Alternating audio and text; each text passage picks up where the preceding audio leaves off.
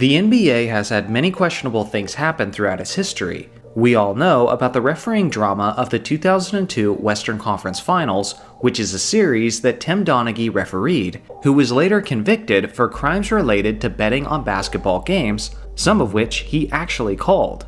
There's been other suspicions, like the legitimacy of how the Knicks landed Patrick Ewing in the 1985 NBA draft, and even how the Lakers landed Lonzo Ball in the 2017 draft. In 2004, David Stern was asked who his dream matchup would be in the NBA Finals, and he said the Lakers versus the Lakers. Yes, the former commissioner of the NBA actually said that while he was the commissioner of the NBA. If he was smart in that moment, like a lot of dishonest politicians are, then he would have known not to give a direct answer to that question. But the reason he gave that answer was obvious. The Lakers brand is a draw for both players and fans, and the Lakers being in the NBA Finals is usually a guarantee of fantastic TV ratings, which was great for David Stern and the league office. This was especially the case in the early 2000s, when you could see the major contrast in interest and viewers between whenever the Lakers were in the finals compared to whenever the Spurs were in the finals. The combination of David Stern's comments with all of the controversial events that took place during that era have led many fans to question the legitimacy of the league's history as a whole. Some have even gone as far as claiming that the entire NBA is scripted. The championship winners are predetermined, and the league is controlled in such a way that only supports its own self-interests. Now, do I personally believe that there are some shady decisions in the NBA's past? Absolutely. There's way too much smoke for there not to be some fire. But do I believe the NBA is scripted as a whole? Of course not. Simply because there's some things that you just can't script. If all of the details of the league were scripted, then there's several enticing NBA Finals matchups that we would have got instead rather than the ones that actually happened. Today, I'm going through some of those finals matchups, breaking down what made them enticing and why the league office wanted it.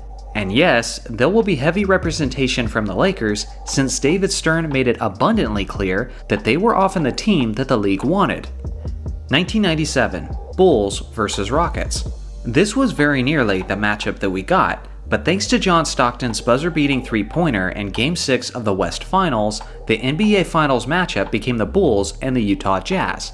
Between Michael Jordan's Bulls and Hakeem's Rockets, the '97 Finals would have been represented by the two players who accounted for the NBA's past 6 championships leading up to those finals. The Bulls would have had their usual core of Jordan, Pippen, and Rodman, while the Rockets had a super team of their own, of Hakeem Olajuwon, Charles Barkley, and Clyde Drexler. All 3 of these Rocket stars were selected to be NBA All-Stars, as each player pitched in around 20 points per game. Jordan naysayers love to point out the fact that MJ never defeated a super team in the NBA Finals, but this would have been his opportunity. Sure, some point out that the Rockets team was older and past their prime, but I never really bought that as valid criticism, since all the Bulls and Jazz stars were in their mid-30s as well, just like the Rockets. Whenever Jordan's Bulls were in the finals, the TV ratings were through the roof, but this matchup likely would have taken it to another level. 2006, Lakers vs. Heat.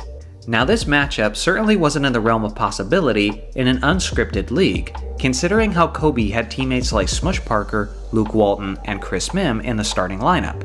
But if the league could have any scripted matchup that it wanted, this would have been it.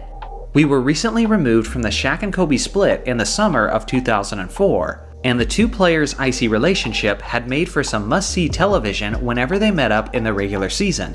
For example, the two players squared off in the Christmas Day game in 2004, and this was the most watched Christmas Day game in NBA history. It had a TV rating of 7.3 for a total of 13.2 million viewers. To put that in perspective, that Shaq and Kobe regular season game had more viewers than any NBA Finals game of the last 2 seasons. A Shaq vs. Kobe Finals matchup recently after their split would have been a dream come true for the league office. 2009, Lakers vs. Cavaliers. Not only the league office, but the majority of NBA fans would have preferred this matchup compared to the Lakers and Magic one that we got. At the time, it was a heated debate for the title of the best player in the entire league between Kobe Bryant and LeBron James. Even their Nike puppet commercials felt like a foreshadowing of the two faces of the league squaring off on the game's biggest stage. Despite the fact that either LeBron or Kobe were in the finals from 2008 to 2018, somehow these two narrowly avoided each other, which unfortunately kept us from experiencing what would have been one of the most highly anticipated NBA Finals matchups of modern history. 2011 Heat vs. Lakers. The Dallas Mavericks were this season's NBA champions, and they certainly earned it, as they were the team that put a stop to both Los Angeles and Miami's playoff runs. But if it hadn't been for them, and certainly if this NBA season had been scripted, then it would have been a finals matchup between Kobe's Lakers and LeBron's Heat. For the Lakers, this would have been their chance at a three-peat and an opportunity for Kobe to win his 6th championship ring, equaling him to Michael Jordan's total. On the other hand, LeBron was looking for his first ring to begin his championship legacy, and what better way to do it than putting an end to Kobe and the Lakers dynasty? The star power in this series would have been insane, and the league office must have been disappointed when Dirk and the Mavericks destroyed that possibility.